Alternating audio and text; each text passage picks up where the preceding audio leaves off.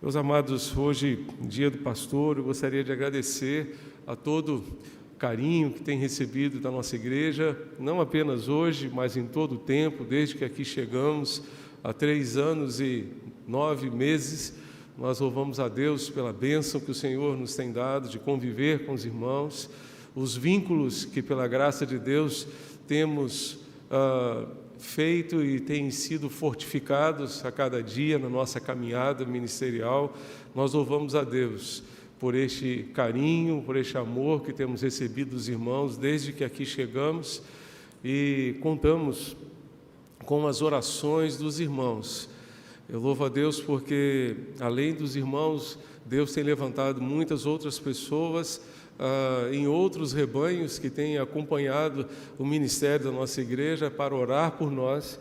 E graças a Deus, por onde chego, vejo pessoas, ouço pessoas dizendo: tenho orado por você, tenho acompanhado o seu ministério, tenho ouvido as mensagens, e nós louvamos a Deus por isso, né? Foi muito interessante, domingo passado à noite eu estive pregando na igreja presbiteriana da Encruzilhada, e eu preguei lá a mesma mensagem que preguei aqui de manhã, né? E quando terminou o culto, uma irmã chegou para mim e disse: eu ouvi essa mensagem, pastor. Hoje, ela já tinha ouvido a mensagem de manhã pela rádio, tinha acompanhado, hoje eu ouvi pela 2ª vez, até a ilustração foi a mesma. Eu falei: foi mesmo, até a ilustração foi a mesma, exatamente, né? E nós louvamos a Deus por tantas pessoas que têm nos sustentado em oração, e como precisamos realmente de oração. Eu peço que os irmãos, por favor, orem, e eu peço que orem mais ainda por nós, porque os desafios deste tempo são cada vez maiores, cada vez maiores. Nós vivemos realmente dias muito desafiadores, como vou compartilhar com os irmãos aqui. Antes de prosseguir nessa gratidão, eu gostaria de honrar todos os pastores da nossa igreja, todos esses servos de Deus que serviram ao Senhor aqui ao longo desses 100 anos de história da nossa igreja. Nós louvamos a Deus pela vida do pastor James Leonel Dowen, que foi o pioneiro, pastor da nossa igreja por um período tão curto, né? Dowen ficou aqui apenas 4 meses, mas foi instrumento de Deus para a edificação, para a formação da nossa igreja, para liderar a nossa igreja ali no início. Também o pastor que o sucedeu, Reverend Harold Murray, e depois Robert Stanley Jones. Esses foram os 3 pioneiros que lideraram a nossa igreja de 1923 até 1930. E depois recebemos José Munguba Sobrinho, que passou simplesmente 30 anos aqui, foi instrumento de Deus para conduzir a igreja na construção deste templo, que foi inaugurado no dia 19 de abril de 1967, alguns meses antes da sua aposentadoria no ministério pastoral da nossa igreja. E nós louvamos a Deus pela vida do pastor José Munguba Sobrinho. Depois, nossa igreja passou 3 anos sendo liderada interinamente pelo pastor Lívio Lindoso. Depois do pastor Lívio Lindoso, o pastor Manfred Greller passou 10 anos aqui servindo ao Senhor nosso Deus com a nossa igreja. Depois do pastor Manfred Greller, recebemos então nossa igreja recebeu o pastor José Almeida Guimarães, passou 26 anos aqui liderando a nossa igreja. E depois do pastor José Guimarães, nossa igreja recebeu o pastor Ney Ladeia, que por uma providência de Deus esteve conosco aqui na quarta-feira passada. Terça-feira nós estivemos juntos, por acaso, ali na Assembleia Legislativa para participarmos juntos de uma celebração em homenagem aos 75 anos da Sociedade Bíblica do Brasil. E ele estava de passagem aqui por Recife, e eu perguntei: você tem compromisso para amanhã? Ele disse: não tem. Então você já tem agora, você estará conosco na igreja amanhã à noite. E ele então nos trouxe a mensagem na quarta-feira passada. Os irmãos que estiveram aqui que quarta-feira passada tiveram essa oportunidade de rever o pastor Ney, de abraçá-lo e poder também orar mais uma vez pela sua vida e pelo seu ministério. Pastor Ney continua o seu ministério ali, agora liderando a PIB Flórida, no estado da Flórida, nos Estados Unidos. Pastor Manfred Greller também está nos Estados Unidos, residindo ali na Califórnia, e nós louvamos a Deus por todos os pastores da nossa igreja que serviram nesse tempo aqui e foram instrumentos de Deus para a edificação da nossa igreja durante esse primeiro centenário. Eu gostaria de, mais uma vez, registrar a nossa gratidão e parabenizar também a todos os pastores da nossa igreja. O pastor Marcos Felipe está lá na comunicação, não conseguiu chegar aqui a tempo de receber a sua lembrancinha. Dulce, por favor, guarde uma lembrancinha aí para ele, senão ele vai ficar com água na boca, né? Esse chocolate tão gostoso. Então, agradecemos todo o carinho dos irmãos, a comissão de celebração da nossa igreja, a diretoria da igreja, por todo o carinho para conosco, e nós louvamos a Deus pela bênção que Ele nos dá, pelo privilégio que Ele nos concede de servir ao Senhor nosso Deus, juntamente com os irmãos. Hoje, diferentemente daquilo que havíamos planejado inicialmente, nosso plano de pregação de hoje ficou, na verdade, para semana que vem, para domingo que vem, mas hoje gostaria de convidá-los a passarmos o dia em Jeremias. Agora pela manhã e à noite, eu gostaria de convidar os irmãos para refletirmos no livro de Jeremias. Hoje à noite abordaremos o capítulo 13. Se você puder fazer um dever de casa e ler o capítulo 13, trabalharemos o tema para que a nossa vida não seja estragada. Para a sua vida não estragar, veja algumas recomendações que você precisa observar a partir do capítulo 13, que vamos observar hoje à noite, que vamos estudar hoje à noite. Mas agora, pela manhã, nós vamos ao capítulo 18. Mas para não perder a viagem, hoje é dia do pastor, então vamos primeiro ao capítulo 1. Vamos iniciar no capítulo 1, em Jeremias, capítulo 1. Eu gostaria de usar esse texto apenas para uma palavra assim inicial, introdutória, de encorajamento aos pastores da nossa igreja, aqueles que nos acompanham também à distância, que essa palavra possa trazer encorajamento a todos nós diante dos desafios do ministério pastoral que temos diante de nós. Então, se você está com a sua Bíblia aberta, rapidamente leia comigo Jeremias 1, de 1 a 10. Diz assim, acompanhe comigo. Palavras de Jeremias, filho de Ilquias, um dos sacerdotes. Então, Jeremias era filho de um sacerdote, né? E era profeta. Um dos sacerdotes que estava em Anatote, na terra de Benjamim. A palavra do Senhor veio a ele no 13º ano do reinado de Josias, filho de Amon e rei de Judá. Veio também nos dias de Jeoaquim, filho de Josias, rei de Judá, até o fim do 11º ano do reinado de Zedequias, filho de Josias, rei de Judá. No 5º mês desse ano, os moradores de Jerusalém foram levados ao exílio na Babilônia, ao cativeiro da Babilônia por 70 anos, para se cumprir a palavra do Senhor através do profeta Jeremias, até que a terra pudesse descansar todos os seus sábados de uma vez só. 70 sábados, 70 anos o povo permaneceu lá na Babilônia. O versículo 4 diz, a palavra do Senhor veio a mim dizendo, antes de formá-lo no ventre materno eu já o conhecia, e antes de você nascer eu o consagrei e constituí profeta às nações. Então eu disse, Senhor Deus, eis que não sei falar, porque não passo de uma criança.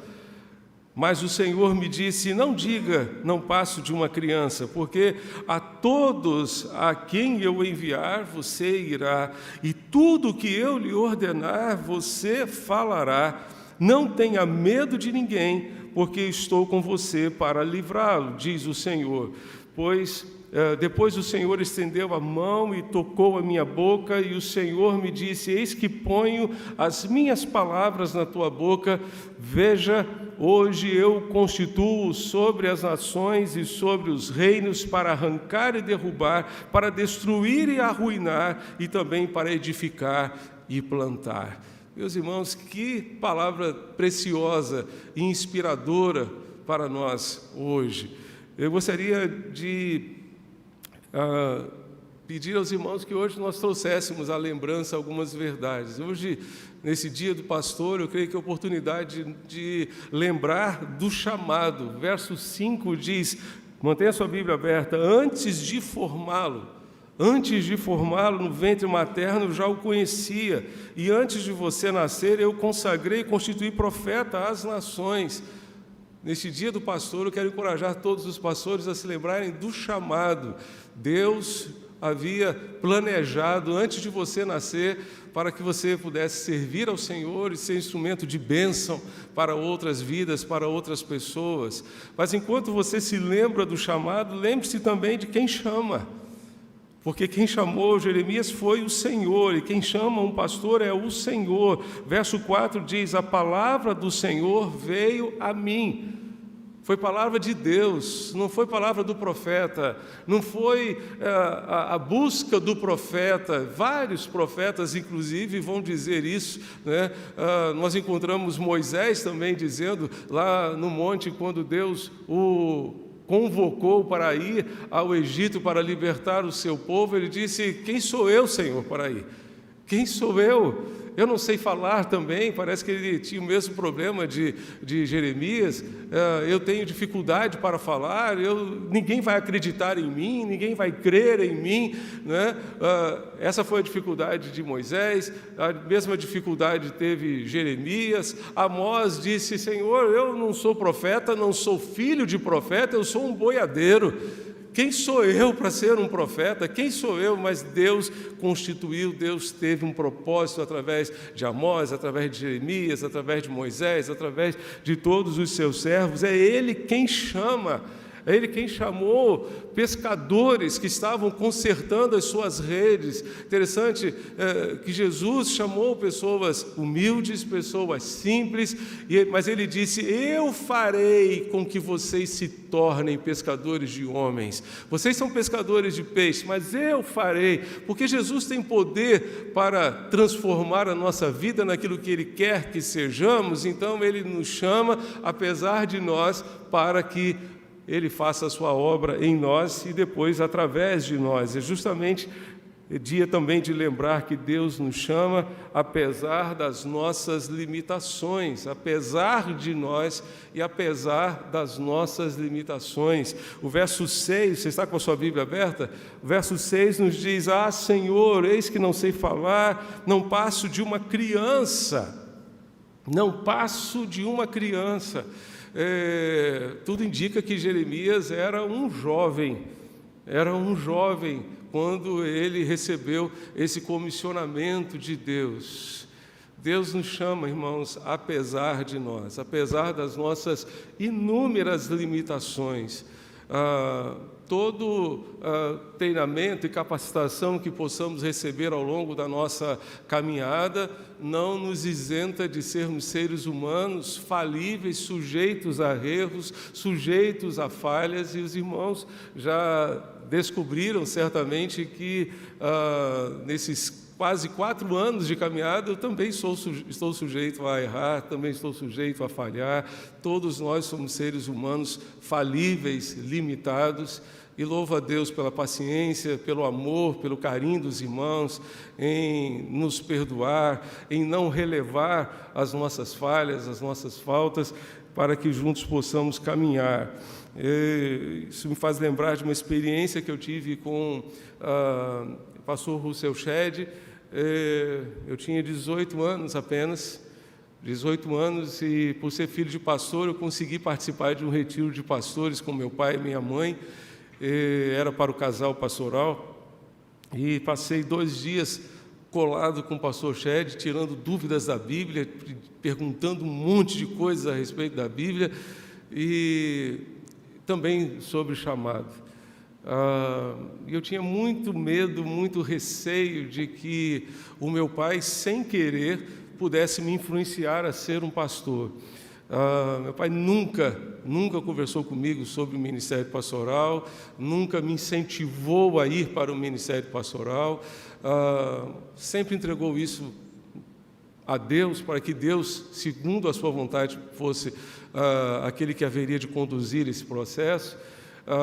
Mas eu tinha muito receio de que, simplesmente pelo fato de ser um filho de pastor, eu pudesse ser, então, influenciado por isso e ter o desejo de ser um pastor também. E, naquele encontro, o seu Shed me disse: Marcos, o chamado de Deus é irresistível. O chamado de Deus é irresistível. O chamado de Deus é como um cachorro correndo atrás de você, que só para de correr quando morde. E aí, quando eu ouvi isso, eu fiquei tranquilo. Se eu não tenho como resistir ao chamado de Deus, nem mesmo entrando no curso de música eu vou conseguir resistir, porque, de fato, eu entrei no seminário para fazer música, fiz 1 ano de música e depois 4 anos de teologia, porque o chamado de Deus é irresistível. A gente não consegue fugir dele. E Deus nos chama, de fato, apesar de nós, apesar das nossas limitações. É dia de lembrar também que os desafios que Deus nos dá são maiores do que nós.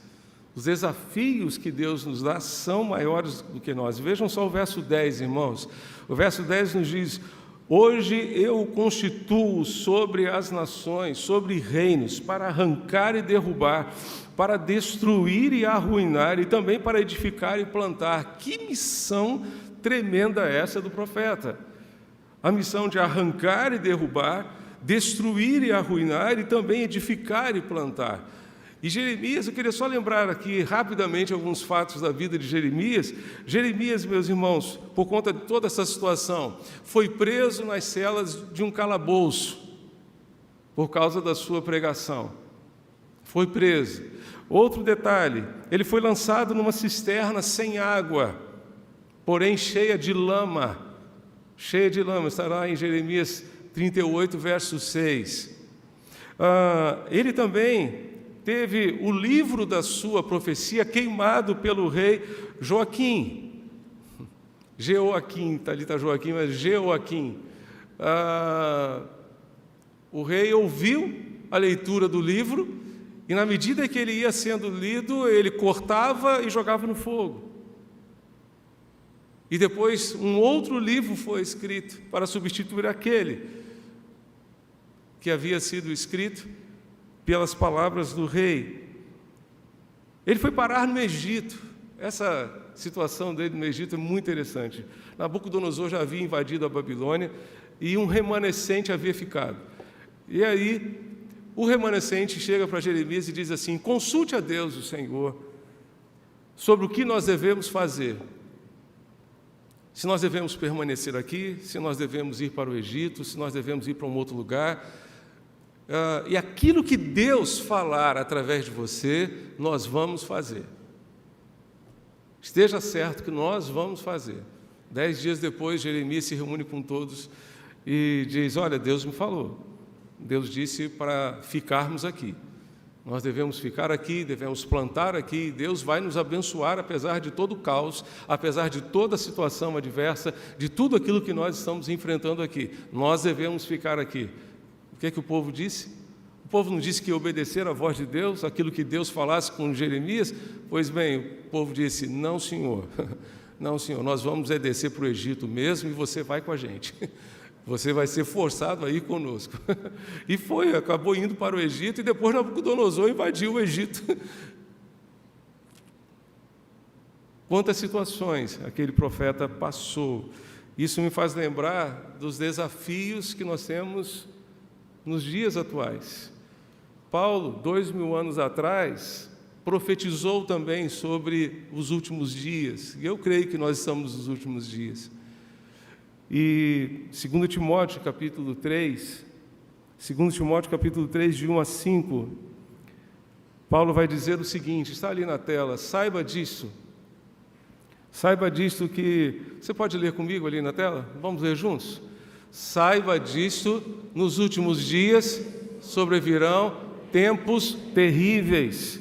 Os homens serão egoístas, avarentos, presunçosos, blasfemos, desobedientes aos pais, ingratos, ímpios, sem amor pela família, irreconciliáveis, caluniadores, sem domínio próprio, cruéis, inimigos do bem, traidores, precipitados, soberbos, mais amantes dos prazeres do que amigos de Deus. E o verso 5 deixem comigo, porque tem um destaque ali interessante. Paulo vai dizer: tendo aparência de piedade, mas negando o poder. Aparentando ser uma coisa, mas na verdade sendo outra coisa. E o Eugene Peterson traduziu esse verso da seguinte maneira: eles vão fazer da religião um espetáculo, mas os bastidores serão completamente diferentes. Eles vão fazer da religião um espetáculo. Isso é ter aparência de piedade. Aparência de piedade. Mas vão negar o poder de uma vida santa na presença de Deus. Essa realidade torna extremamente desafiadora a pregação do Evangelho. E Paulo, escrevendo a Timóteo, ele disse exatamente o que está no capítulo 4, versos 3 a 5. Vocês podem ler ali comigo? Vamos ler juntos? Pois virá o tempo, a sã doutrina, ao contrário, tendo coceira nos ouvidos, juntarão mestres para si mesmos, segundo os seus próprios desejos. Eles se recusarão a dar ouvidos à verdade, voltando-se para os mitos. Você, porém, seja moderado em tudo, suporte os sofrimentos, faça a obra de um evangelista, cumpra plenamente o seu ministério. Que desafio! Que desafio! Que desafio pregar o Evangelho hoje, pregar a palavra de Deus hoje, enquanto as pessoas estão ajuntando mestres segundo os seus próprios desejos, tendo como que comichão nos ouvidos, tendo como que coceira nos ouvidos, para formar mestres segundo os próprios desejos, que simplesmente apoiem as suas convicções, que buscam na Bíblia apoio para as suas ideologias, e não confrontam as suas ideologias com as Escrituras. O que a Bíblia diz sobre isso de fato? Quanto desafio nós temos nos nossos dias, especialmente num dia em que tudo é relativo e que os valores estão invertidos. Aquilo que era pecado deixou de ser pecado para ser certo, aquilo que era certo deixou de ser certo para ser errado. Que desafio tremendo, mas em meio a todo esse desafio, nós devemos nos lembrar da promessa de Deus. No verso 8, Deus vai dizer a Jeremias: não tenha medo de ninguém, porque estou com você para livrá-lo, diz o Senhor. Não tenha medo, o Senhor está conosco. O Senhor que nos chamou, que nos vocacionou, que nos comissionou, está conosco. E é dia também de lembrar que Deus é quem nos trata para que tenhamos alguma utilidade para Ele e para o Seu reino. Deus é quem nos trata para que tenhamos alguma utilidade para Ele e para o Seu reino. E eu quero pedir que os irmãos abram, então, suas Bíblias em Jeremias 18. Como Deus nos trata, de que maneira Deus trabalha conosco. Jeremias 18, de 1 a 6, vai nos dizer o seguinte: palavra que foi dita a Jeremias da parte do Senhor: levante-se e desça até a casa do oleiro, e lá você ouvirá as minhas palavras. Desci à casa do oleiro, e eis que ele estava trabalhando sobre a roda. Como o vaso que o oleiro fazia de barro se estragou nas suas mãos, ele tornou a fazer dele outro vaso, segundo lhe pareceu bem. Então a palavra do Senhor veio a mim, dizendo: casa de Israel, será que não posso fazer com vocês como fez esse oleiro, diz o Senhor? Eis que, como barro na mão do oleiro, assim vocês são na minha mão, ó casa de Israel. Eu creio que Deus está nos convidando hoje a irmos pela fé à casa do oleiro. O oleiro é o artesão responsável por fabricar e comercializar objetos de cerâmica feitos da argila, feitos a partir do barro. E esse texto nos revela que a casa do oleiro é um lugar de revelação. A casa do oleiro é um lugar de revelação. O verso 2 diz: levante-se e desça até a casa do oleiro, e lá você ouvirá as minhas palavras. Deus queria revelar alguma coisa a Jeremias. Deus gostaria de dizer algumas coisas a Jeremias e o convidou para ir até a casa do oleiro. O que Deus estava dizendo a Jeremias ali, eu creio que Deus estava dizendo, mostrando a Jeremias, falando a Jeremias sobre a sua própria realidade. A sua própria realidade. O caminho até a casa do oleiro é um caminho cheio de barro. É um caminho cheio de barro. Normalmente as pessoas chegam à casa do oleiro com o barro nos pés, com o barro na canela, com as pernas cheias de lama, de barro. O caminho para a casa do oleiro é um lugar onde nós encontramos o barro, encontramos a nossa origem e lembramos que nós viemos do barro, que viemos do pó e que nós somos limitados.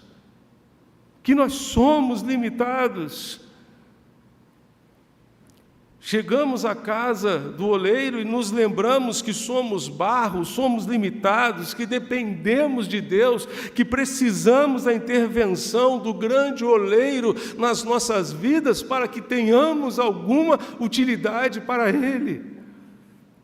Deus nos chama à casa do oleiro para que lembremos que somos pó.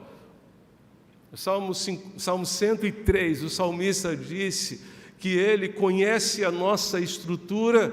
Eu creio que Deus conhece a nossa estrutura física, emocional, psicológica. Ele conhece a nossa estrutura e lembra-se que nós somos pó. Mas como nós muitas vezes nos esquecemos que somos pó, Ele nos convida a ir até a casa do oleiro. Eu creio que a casa do oleiro também é o lugar que Deus deseja revelar que Ele está trabalhando em nós. Está trabalhando em nós porque tem uma obra a fazer em nós e através de nós. É lá que Deus ministra ao nosso coração os seus planos, os seus propósitos. É lá que vemos Deus ocupado em sua obra sobre as rodas. Verso 3 nos diz que Jeremias desceu à casa do oleiro e lá ele estava trabalhando sobre a roda. A roda é uma mesa que roda e vai girando e ao mesmo tempo ajudando o oleiro a formar com as suas próprias mãos o barro conforme é o seu desejo fazer. É lá que encontramos Deus trabalhando com o barro em suas mãos, com a nossa vida em suas mãos. Ele pega o barro e trabalha para que tome a forma que Ele planejou, que Ele idealizou. Esse é o trabalho de Deus. E o trabalho de Deus em nós vamos encontrar em Romanos 8, 28 e 29.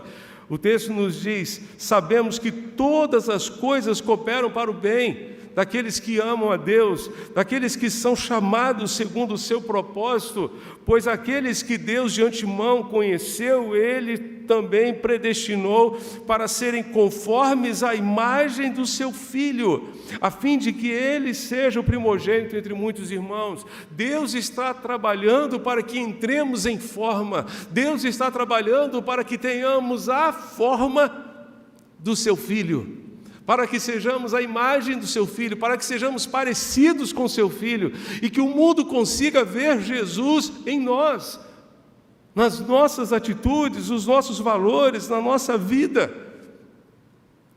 Creio que foi por isso que Paulo disse a Timóteo, 2 Timóteo capítulo 2, versos 20 e 21, que numa grande casa não há somente utensílios de ouro e de prata, há também de madeira e de barro, alguns para a honra, outros, porém, para a desonra. Se, pois, alguém se purificar desses erros, será utensílio para a honra, santificado e útil ao seu Senhor, estando preparado para toda boa obra.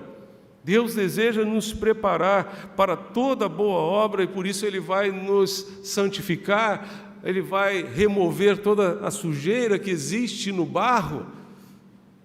Quando o oleiro apanha o barro, certamente ele vem com sujeira, ele vem com alguns galhos, algumas coisas pequenas que estão ali, ele precisa limpar o barro para fazer realmente um vaso sem qualquer defeito.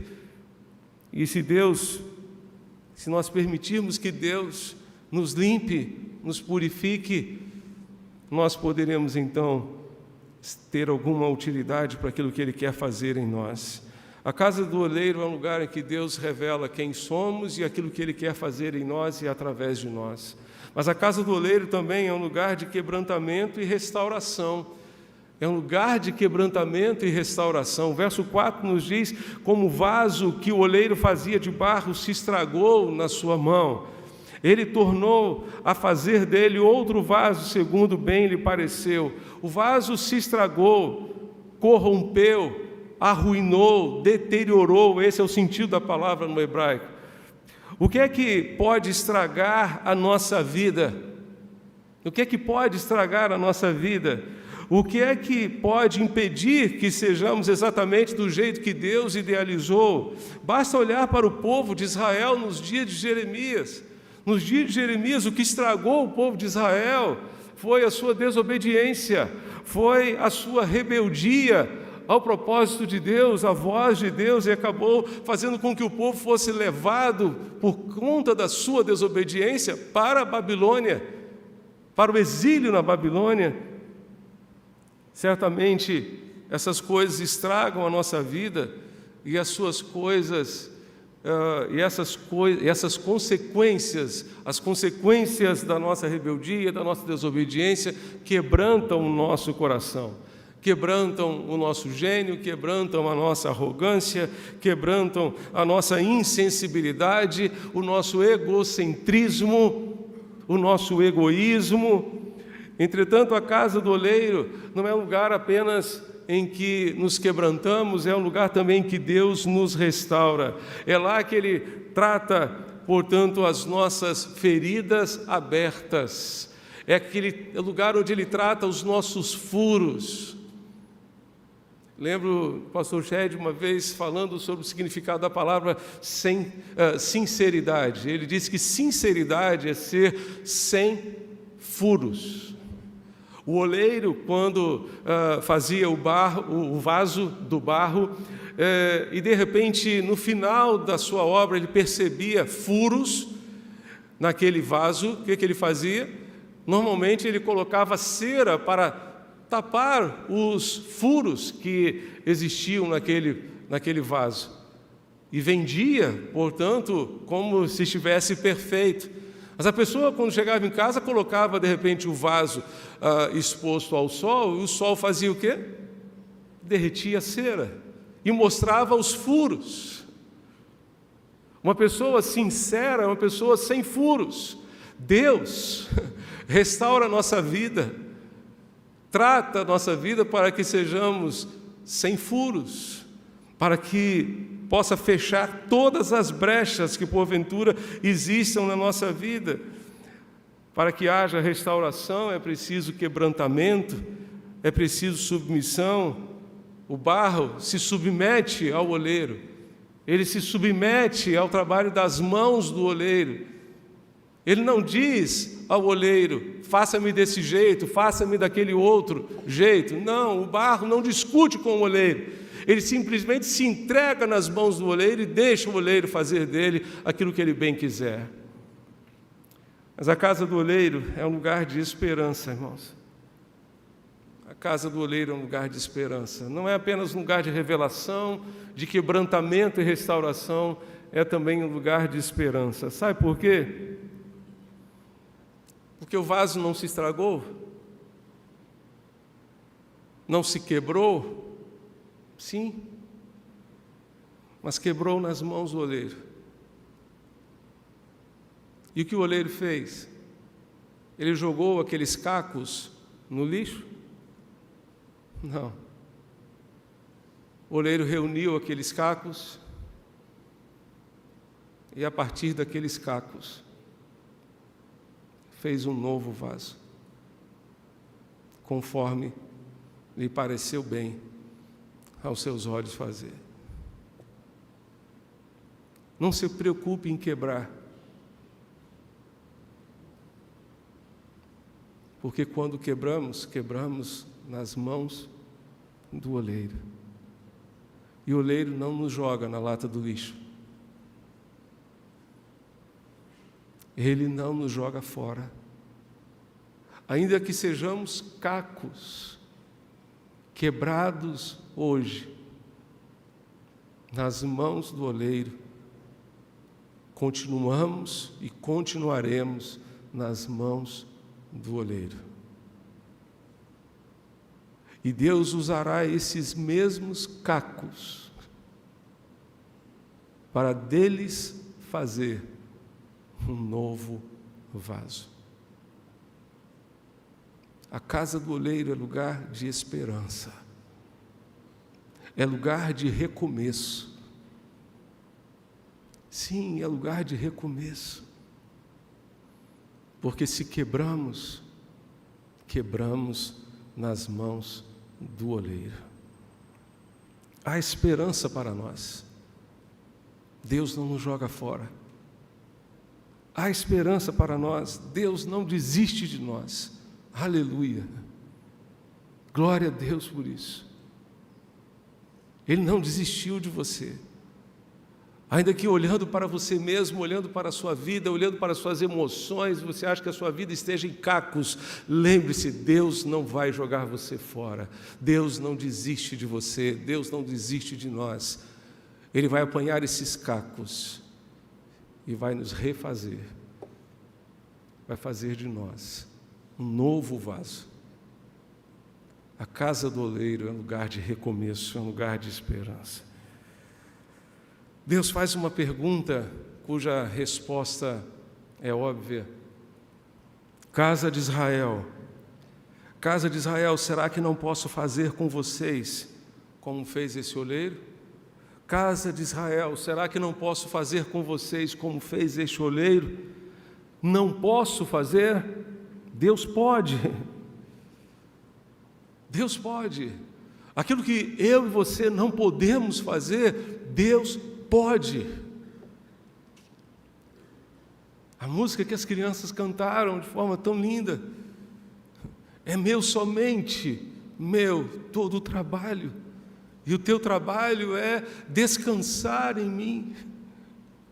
O que mais pedimos a Deus constantemente é que Deus nos permita ver o fruto do trabalho dele, não o fruto do nosso trabalho. Que nós sejamos meras ferramentas, meros instrumentos nas suas mãos, para a glória do seu nome, para a exaltação do seu nome. Meras ferramentas nas suas mãos. Mas que nós vejamos a cada dia, na vida da nossa igreja, a obra de Deus, o fruto do trabalho de Deus, Deus fazendo aquilo que só Ele pode fazer. Só Ele pode fazer. E dessa forma Ele há de ser glorificado. Será que não posso fazer de vocês como fez esse oleiro? Deus pode fazer. Sim, Deus pode fazer. Ele é poderoso para fazer infinitamente mais do que tudo quanto pedimos ou pensamos, segundo o seu poder que em nós opera. A obra que Deus queria fazer na casa de Israel, Ele quer fazer na sua casa, na sua vida, na sua família também. Deus disse a Jeremias: desça à casa do oleiro. O caminho para a casa do oleiro é um caminho de descida, é um caminho de humilhação, é um caminho de quebrantamento. Deus está convidando cada um de nós a descermos e andarmos por este caminho maravilhoso em que certamente Deus há de tratar a nossa vida, há de tratar o nosso coração, nossa família, a nossa vida por completo. Eu tenho uma rápida ilustração que gostaria de compartilhar com os irmãos nessa manhã, só para a gente ter uma ideia. Eu creio que vamos ter condições de passar e compartilhar com vocês rapidamente.